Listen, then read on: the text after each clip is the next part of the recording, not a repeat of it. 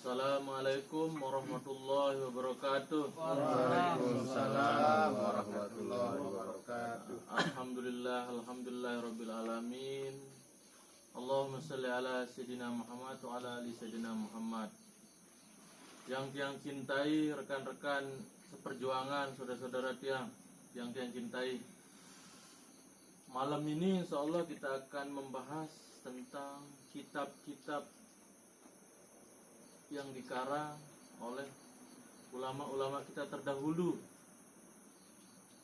Coba saya mau dengarkan, mungkin ada yang saya pegang nih, kitab tafsir Ibnu Katsir, atau ada kitab-kitab lain nanti yang akan kita buka, yang kita akan coba bedah atau muzakarahkan, atau apa ya istilahnya, akan kita coba gali bagaimana efeknya, pengaruhnya ke dalam jiwa kita. Apakah seperti apa gambarannya? Nah, mungkin itu aja pembukaannya dari saya. Mari keluarga saya yang lain mungkin ada pendapatnya dulu. Silahkan Pak Anto mungkin tentang kitab ini.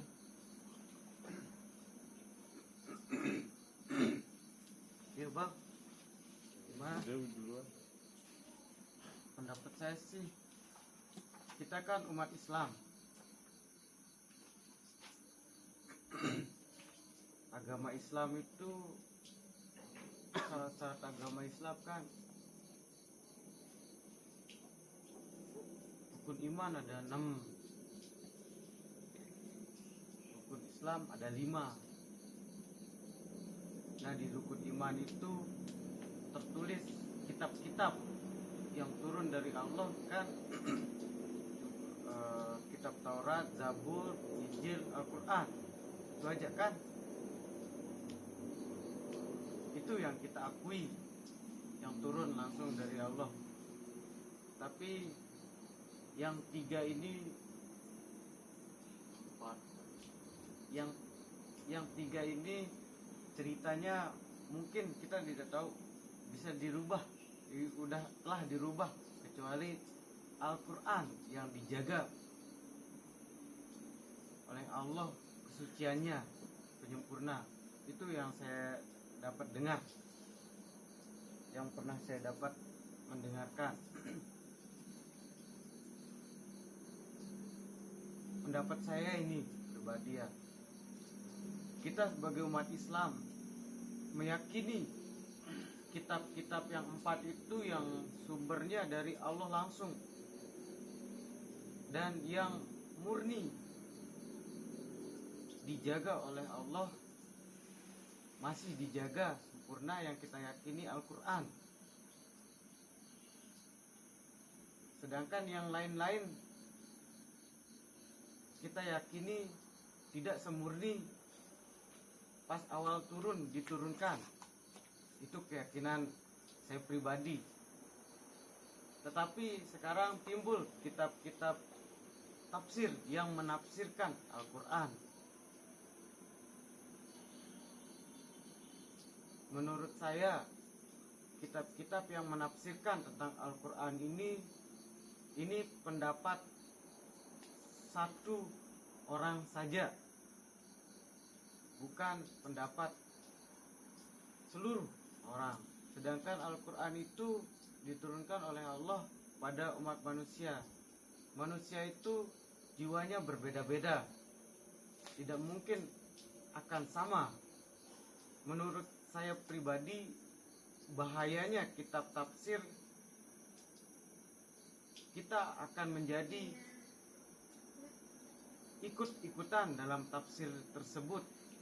Kita tidak mau berpikir apa maksud Allah tentang kalimat-kalimat, ayat-ayatnya yang di Al-Quran dan perjalanan hidup saya ini. Kita tidak mau berpikir seperti itu gara-gara kitab tafsir. Itu menurut saya pribadi. Daripada kita belajar kitab tafsir, ayo kembalilah pada Al-Quran Al-Karim. himbauan dari saya pribadi, saya berharap kitab-kitab yang menafsirkan Al-Quran alangkah lebih baik ditutup, dicabut. Jika tidak bisa dicabut, cukup untuk konsumsi pribadi, jangan di tempat umum. Soalnya tafsir-tafsir ini hanya untuk menambah wawasan, bukan kebenaran yang sesungguhnya, bukan kebenaran yang hakiki. Ini hanya perjalanan satu orang manusia, sedangkan yang mengikuti sangat banyak. Itu sih sekedar pendapat saya pribadi saja. Tidak tahu teman yang lain, bagaimana menurut teman-teman yang lain? Coba dulu Adinda Menarib, coba siapa tahu ada pendapat-pendapat yang lebih lugas. Coba. Ya. Memang yang dikatakan Adinda Sultan Habib betul tadi itu, membuat kita tidak berani berpikir, membuat kita seperti sudah harus begini, katanya harus begini. Kita sementara zaman kita saat ini dengan zaman kitab tersebut dibuat kan berbeda. Kita contohkan saja kitab tafsir karya Ibnu Katsir, contohnya yang saya pegang ini, dengan kitab tafsir karya Quraisy Shihab dan ulama-ulama lainnya, pasti kandungan isinya di dalam berbeda-beda. Walaupun mungkin kita butuh juga untuk tambahan ilmu tambahan di sini, tapi secara pribadi seperti asbabun nuzulnya dan lain-lain. Tapi pada hakikatnya kalau kita saksikan kenyataan isi di satu kitab tafsir dengan kitab tafsir lain itu, hadis yang dicantumkan berbeda, ayat yang dicantumkan untuk membalas ayat yang lain kan berbeda, menunjukkan memang Al-Quran ini tafsirnya memang harus berbeda tergantung kondisi kita masing-masing. Nah, itu untuk perjalanan, tapi untuk hukum kan sudah jelas, kita sudah punya hukum yang ya seperti itu kan, ada hukum fikih apa itu memang seperti itu sudah kenyataannya. Tapi ini untuk pribadi kita masing-masing yang dimaksud. Coba saudara adik saya, saudara Menarib. Saya lagi setiap mendengar kayaknya. Mendengar. Tapi menurut Sida bagaimana dengan pembahasan kitab tafsir ini? Ya, kalau menurut saya pribadi memang banyak sekali memang kitab-kitab tafsir ini, namun jarang sekali yang kesamaan itu. Mesti kebanyakan perbedaan itu selalu ada, Herman, seperti itu. Jadi kita sebagai orang awam, mana yang dia ikutin, jadinya banyak kebingungan di sana. Padahal jelas-jelas Al-Quran itu adalah jalan satu-satunya kembali kepada Allah. Tapi kita ikutin tafsir seseorang, maka bagaimana keadaan orang-orang rakyat awan-awan ini kan, atau rakyat-rakyat yang terbodohi ini sengsara dia. Saya kasihan juga menurut saya pribadi. Kenapa enggak langsung ajak yang pinter-pinter ini seperti ulama-ulama, kasihlah wawasan terhadap orang-orang rakyat-rakyat yang dibodohi ini, biar dia bergegas untuk membenah keyakinan dia terhadap Al-Quran itu. Mungkin sekedar ini, jika salah mohon maaf, karena ini pendapat saya pribadi. Coba sedikit pantau. Kalau menurut yang pribadi ya, yang dibilang Sultan Habib itu, yang dibilang Sultan Habib benar-benar khusus untuk konsumsi pribadi. Kalau masalah tafsir ya, kalau masalah Al-Quran mari kita kaji artinya dan kita implementasikan kesehariannya, apa yang terkandung dalam arti dalam Al-Quran itu mari kita pelajari, terus kita laksanakan.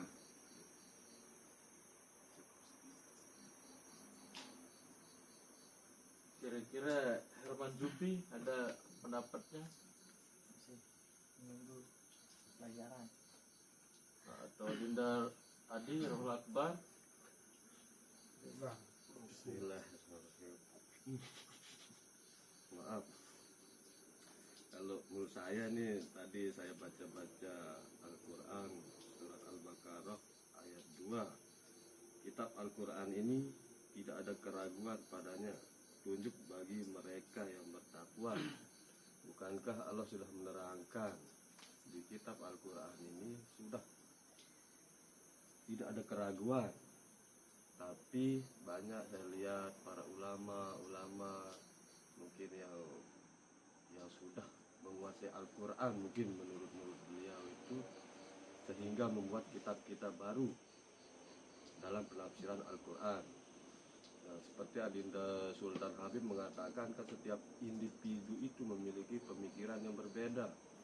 Ketika para ulama menafsirkan Al-Quran itu, nah, itu kepahaman beliau-beliau tentang Al-Quran itu, dan yang membaca kitabnya itu belum tentu sepaham dengan pemikiran beliau, sehingga terkadang tanpa disadari yang membaca kitab-kitab ini mengikuti satu dari penulis kitab tersebut jalannya. Kenapa tidak langsung ke Al-Quran saja? Karena Allah sudah menjanjikan dengan menjaga Al-Quran ini. Dan kembali lagi ketika ya mungkin juga termasuk saya sebelumnya, terkadang kita malas untuk berpikir apa sih arti ayat-ayat. Setiap ayat itu memiliki makna sebenarnya, yang Tuhan itu sebenarnya ingin bercerita langsung kepada jiwa masing-masing yang membacanya. Tetapi tanpa kita sadari, ya mungkin termasuk saya, sering ikut-ikutan dalam tafsir dari kitab-kitab para penulis yang lain-lain. Mungkin itu menurut saya saat ini. Terima kasih. Alhamdulillah, luar biasa sekali. Ini isinya memang begitulah keadaannya. Kalau kita telaah lagi, nama kita sejak masing-masing berbeda, tahun lahir, tanggal lahir, hari lahir, rasa yang kita rasakan pun berbeda, termasuk apa yang ada di dalam jiwa kita. Tapi bukan berarti kita menampilkan asbabun nuzul yang tertulis dari Al-Quran ini. Bukan berarti itu yang kami maksud di sini. Yang kami maksud di sini adalah bagaimana Al-Quran itu, bagaimana Allah ingin berbicara langsung ke jiwa-jiwa yang memang Dia sendiri yang menulis takdirnya. Jiwa-jiwa ini, menurut pendapat kami, Allah ingin berkomunikasi langsung supaya semuanya cerdas, tidak terombang-ambing seperti kita lihat sekarang ini. Kita lihat banyak dukun-dukun yang berkedok kiai. Ya, hal-hal seperti itu kan karena kita sudah ditipu. Bagaimana contoh penipuan? Mohon maaf, ini ada istilah ilmu kulhu geni. Itu kan kul huwallahu ahad. Asalnya sebenarnya kok jadi tiba-tiba ada ilmu seperti itu. Dan yang pegang orang-orang terkenal sekali. Ini salah satu contoh kebodohan kita selama ini. Kita ikut-ikutan. Belum lagi Al-Fatihah kebalik, Al-Fatihah dipotong-potong. Kita belum ke perubahan Al-Quran secara pribadi di individu-individu. Nah, ini luar biasa sekali sebenarnya. Tidak lain tidak bukan maksud kami di sini bukan untuk menghina Al-Quran atau menyalahkan tafsir ini, tapi kami ingin mengajak sebenarnya supaya mari kita berpikir. Mari kita berpikir tentang Al-Quran. Iqra bismi rabbikal ladzi khalaq. Mari kita baca di Al-Quran dan kita pikirkan. Jangan sampai kita terjebak di huruf-huruf yang di sini saja. Sesuai yang diperintahkan Allah. Nah, mungkin ini kayaknya ada yang menambah. Silahkan ditambah dulu. Mungkin Adinda Saparudin ada tambahan sedikit. Mungkin sedikit nih tambahan seperti yang tadi disampaikan sama Kakak Nano. Mungkin tujuannya ini kan untuk membuat kitab tafsir ini baik gitu. Tapi tanpa sadar di sana kan dia telah mengajak orang lain untuk ikut-ikutan ke dalam pemahamannya dia. Padahal ini kan untuk dijadikan sebagai pembelajaran pribadi, bukan untuk disebarkan seperti yang tadi. Ini kan untuk dikonsumsi pribadi, perjalanan masing-masing itu kan beda-beda. Mungkin itu saja sih sedikit. Tujuannya ini baik, tapi tanpa sadar di sana dia telah menyesatkan, menetapkan dengan pemahamannya dia. Seperti itu sih menurut saya. Nah, ini luar biasa Luar lagi. biasa. Alhamdulillah, yang disampaikan oleh kami di sini tidak lain bukan kami, lagi sekali saya ulang, bukan kami menyalahkan isinya, cuman kami hanya menghimbau, mari kita berpikir cerdas dengan zaman, keadaan masa kita hari ini, bahwa Al-Quran yang Allah telah berikan kepada kita ini sudah Allah janji untuk pelihara. Dan setiap zaman itu otomatis beda-beda tafsirnya di perjalanan kita. Walaupun kita tidak boleh menampilkan asbabun nuzulnya dulu, tapi perjalanan di dalam hati yang kami maksud di sini, perjalanan hati di dalam jiwa kita. Misalnya contohnya kalau kita contohkan satu ayat ini ya, di dalam Al-Fatihah ayat kedua, Bismillahirrahmanirrahim, Alhamdulillahirabbil alamin. Segala puji bagi Allah. Ya, asbabun nuzulnya sudah jelas seperti apa. Tapi bagi kita, jiwa kita sudah jelas sebenarnya, sudah diartikan di dalam terjemahan. Segala puji bagi Allah. Sudah jelas sebenarnya, segala puji bagi Allah. Apa yang tampak, apa yang terlihat, apa yang terasa, apa yang terdengar, apapun di dunia ini sebenarnya memuji. Pujian-pujiannya mengingatkan tentang Allah sebenarnya. Nah, sementara di kitab tafsir kan beda-beda isinya. Nah, itu yang kita bahas. Kita berpikir, apa maksudnya Alhamdulillahirabbil alamin. Nah, kurang lebih seperti itu, bukan menyalahkan karya-karya pendahulu kita, tapi kami ingin mengajak kembali berpikir seperti orang-orang terdahulu, biar kita juga bisa memahami Al-Quran seperti orang-orang terdahulu. Kita jangan hanya ikut-ikutan copy paste. Nah, mungkin ada tambahan sedikit. Herman Jupi, ada mungkin sedikit usulan-usulan.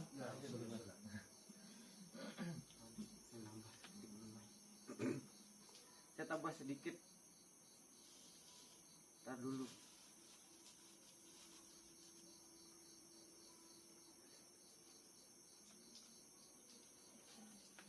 Menurut saya pribadi, ini menurut saya pribadi ya, kitab tafsir ini mempersempit kekuasaan Allah, mempersempit, mengecilkan kebesaran Allah. Kenapa saya bilang seperti itu? Al-Quran itu diturunkan oleh Allah dengan makna yang hanya Allah dan Rasulnya yang tahu. Rasulnya itu siapa? Ya, utusan-utusannya. Tetapi ketika ada kitab ini, saya berikan contoh, misalnya ada 1000 orang di satu pulau. Kemudian Allah menurunkan Al-Quran di sana. Seandainya 1000 orang ini mempelajari Al-Quran langsung kepada Allah, tentunya 1000 orang ini akan memaknai Al-Quran dengan makna yang berbeda-beda. Tentunya akan tersaksi kebesaran Allah sangat banyak. Tetapi Allah telah menurunkan ayat tantangan, jika kamu merasa paling benar, buatlah kitab seumpama ayat-ayat atau surat-surat seumpama seperti Al-Quran.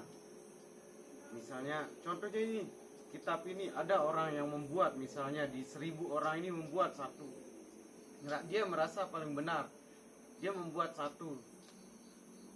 Kemudian di yang 1000 ini belajar ke yang satu itu, ke kitab yang dibuat orang itu. Jadinya kitab Allah ini tidak terjadi pemahaman yang 1000 itu kitab Al-Quran yang seharusnya dicerna dengan 1000 utusan, jadi tercerna jadi satu jenis utusan. Yang 999 itu ikut-ikutan pada yang satu dengan kitab yang menurut pemahaman dia pribadi saja. Jadinya setan itu mengajak manusia sebanyak-banyaknya ke dalam golongan mereka. Berarti kalau kita memaksakan orang hanya untuk kepahaman kita saja, menarik seseorang ke dalam paham yang menurut paham kita yang paling benar, itu termasuk kita menarik manusia ke dalam golongan kita. Seharusnya bukan kita menyalahkan kitab tafsir. Kitab tafsir ini hanya untuk konsumsi pribadi, seperti yang kita akui dalam agama Islam. Kitab yang kita imani itu ada 4: Taurat, Zabur, Injil, Al-Quran. Kenapa kita tidak mempelajari Taurat, Zabur, Injil itu yang lebih jelas dari Allah, meskipun telah dirubah-rubah sedikit, daripada kitab-kitab tafsir yang karang-karangan ini? Tapi itu kan hanya pendapat saya pribadi. Kita meragukan kitab Allah yang 3 itu karena udah dirubah. Kita yakin kepada Al-Quran, tetapi kenapa yakinnya kita kepada Al-Quran itu, Al-Quran kita taruh di lemari, bahkan kitab tafsir yang kita baca, kenapa kitab-kitab tafsir ini yang kita pelajari, bukan Al-Quran langsung? Sebenarnya tanpa disadari, kitab-kitab tafsir ini menyesatkan umat manusia kepada golongan-golongan tertentu, bukan kepada ihdinas siratal mustaqim. Mungkin itu saja yang dari saya pribadi. Terima kasih. Alhamdulillah sudah kita dengar, ya mungkin terdengar cukup keras tadi, dan menggigit hati kedengarannya, tapi tujuannya, maksudnya bukan seperti itu sebenarnya. Tujuan yang tadi itu hanya untuk mengajak kita, mari kita rame-rame, sama-sama kita berpikir, belajar. Tidak boleh kita terjebak oleh satu ruang lingkup, satu dimensi pikir, satu keadaan. Maksudnya mari kita buka pikiran kita masing-masing, mari kita berkreasi menurut apa yang diajarkan Allah. Seperti para sahabat dahulu, mereka beribadah dengan caranya masing-masing. Walaupun mereka rata-rata dekat dengan Rasulullah, langsung berguru kepada Rasulullah, langsung belajar sebagai para sahabat. Nah, mereka ada yang sesuai sama caranya, ada yang berbeda. Nah, seperti itulah yang dimaksud. Mari kita pelajari Al-Quran ini dengan jalan yang, ya, kita tafsir, bukan kita merendahkan. Sekali lagi, mungkin kita bukan berpatokan kepada satu kitab, seluruh kitab tafsir kita baca sebagai perbendaharaan ilmu kita, sebagai perbandingan pemahaman kita, tapi jangan menetapkan hukum dari kitab tafsir. Kita kembali ke Al-Quran. Sebenarnya kalau hukum syariat apakah sudah pas ini tentang cara berpikir kita, hubungan kita, cara kita berhubungan dengan Allah dari jiwa kita. Nah, mungkin terdengar agak keras tadi itu, tapi maksudnya bukan untuk apa, bukan menghina kita tafsir. Tujuannya agar mari kita belajar kembali ke Al-Quran dengan yang diajarkan Rasulullah. Bagaimana diajarkan Rasulullah? Ini yang harus kita pikirkan.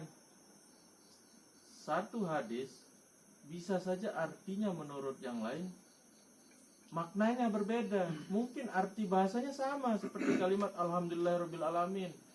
Ada yang muji Allah dari alhamdulillah teh ini. Ada yang sedang makan jajan, alhamdulillah Allah sedang dipuji di jajan ini begini rasanya. Lebih cenderung yang kami maksud di sini adalah di dalam hati dan jiwa kita ini supaya selalu tersaksi, terpuji Allah, memuji Allah terus. Bukan apa, terlihat agak keras tapi mungkin bukan itu maksudnya. Tapi mari kita berpikir tentang Al-Quran ini. Mari kita mengkaji. Ya, dengan tentunya kita butuh belajar banyak untuk ini. Atau ada season coba kita memaknai satu ayat, mungkin ini perlu Ya, coba